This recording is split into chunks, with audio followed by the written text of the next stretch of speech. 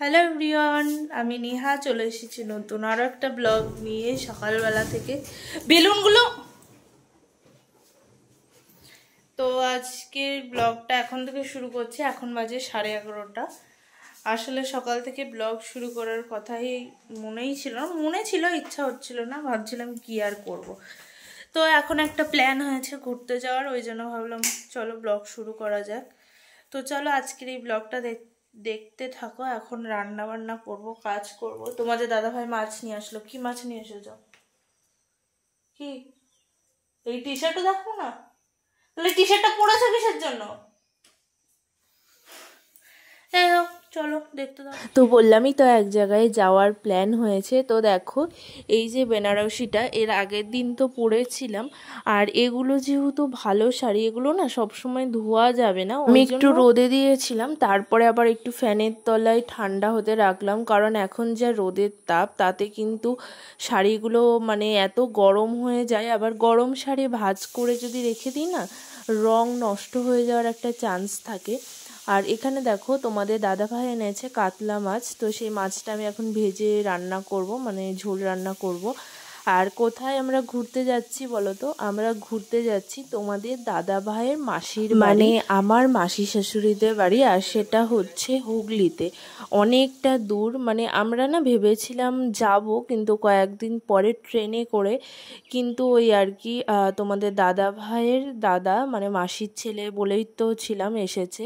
তো দাদাভাই জোর করলো যে চলো আমাদের সাথে গিয়ে ঘুরে আসবা। ওই জন্য ভাবলাম ঠিক আছে চলো যাওয়াই যাক। কারণ দাদাও আবার কিছুদিন পরেই চলে যাবে, মানে দাদা যেখানে কাজ করে সেখানে। তো দেখো বাবাও এসেছিল। আর আজকে না ওই বাড়িতে আমার মাও নেই, মানে মা গেছে একটু ডাক্তারের কাছে। তো সেই জন্য মা বলেছিল যাই রান্না করিস বাবার জন্য একটু দিয়ে আসিস। তা আমি ওই জন্য একটুখানি মাছের ঝোল, মানে মাছ তুলছি, ঝোল নিয়ে যাব তাই। আর আজকে কি হলো কে জানে, মাছগুলো না সব ভেঙে যাচ্ছে। আমি ভালো করেই ভেজে রান্না করেছি। আর আমি না কাতলা মাছ, রুই মাছ এগুলো একটু কড়া ভাজাই পছন্দ করি, কিন্তু তাও আজকে জানি না কেন মানে মাছগুলো তুলতে গিয়ে সব ভেঙে গেল। মানে এটা আমার সঙ্গে প্রথম হলো। আমি এর আগেও কিন্তু মানে রান্না বান্না তো আমি সবসময় করি, কিন্তু মাছ এমন ভেঙে কোনো দিনই যায় না। তো তারপরে দেখো তরকারি নিয়ে এখন যাচ্ছি ওই বাড়ি। আর আমি কিন্তু স্নানও করিনি, ওই বাড়ি গিয়ে স্নান করব। তার কারণ হচ্ছে এই বাড়িতে মানে তোমাদের দাদাভাইদের বাড়ি না আমার শ্যাম্পুটা নেই, মানে আমি যেই শ্যাম্পুটা দিয়ে শ্যাম্পু করি একটা আছে, ওটা দিয়েও করি, কিন্তু ওটা দিয়ে কোথাও দূরে গেলে আমি খুব একটা শ্যাম্পু করি না। তো ওই জন্য এই বাড়িতে এসেছিলাম। আর দেখো এতগুলো জামা কাপড় এখন নিয়ে যাচ্ছি।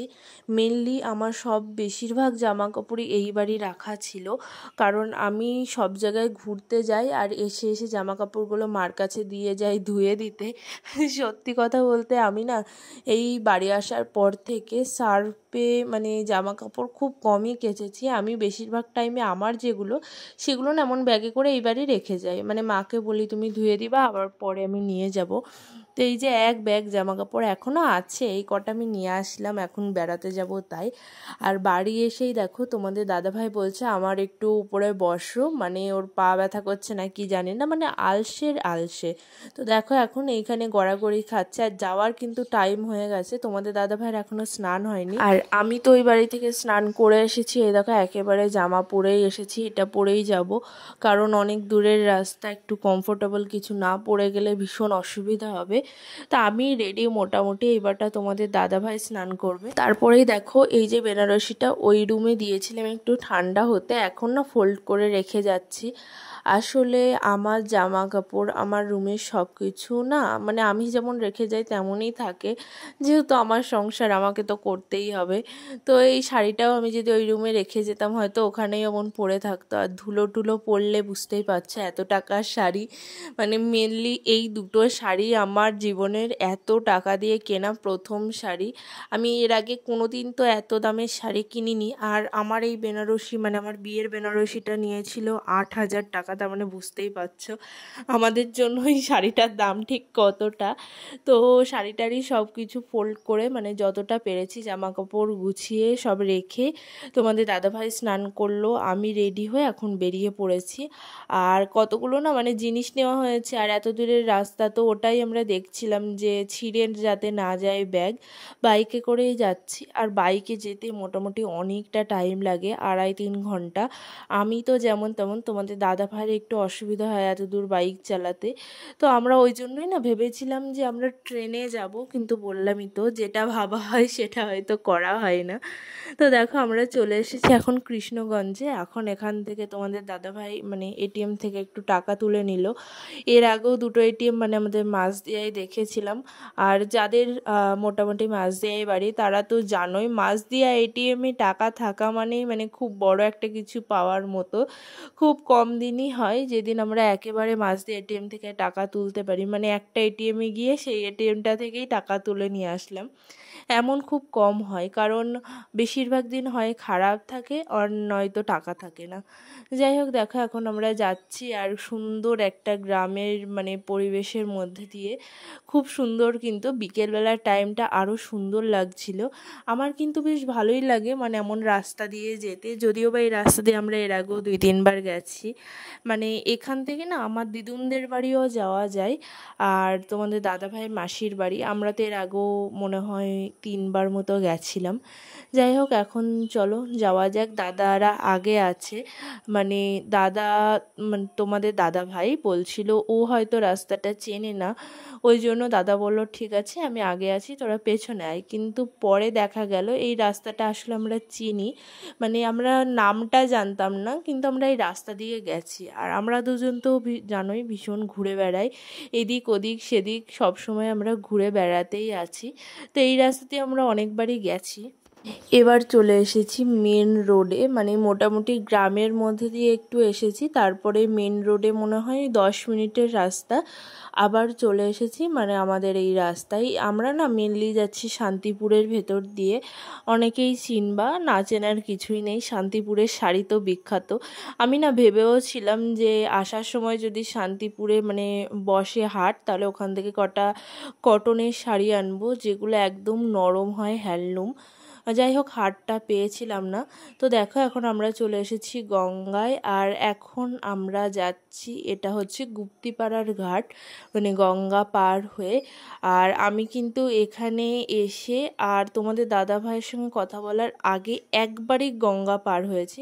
মানে আমি তেমন একটা সাঁতার পারি না বলে কিন্তু এই ট্রলারে আমার ওঠাই হয় না। তোমাদের দাদা ভাই তো আমাকে তুলতেই চায় না, ও বলে তুমি উঠবা না, কারণ গঙ্গায় সাঁতার না পারা মানে ভীষণই রিস্ক।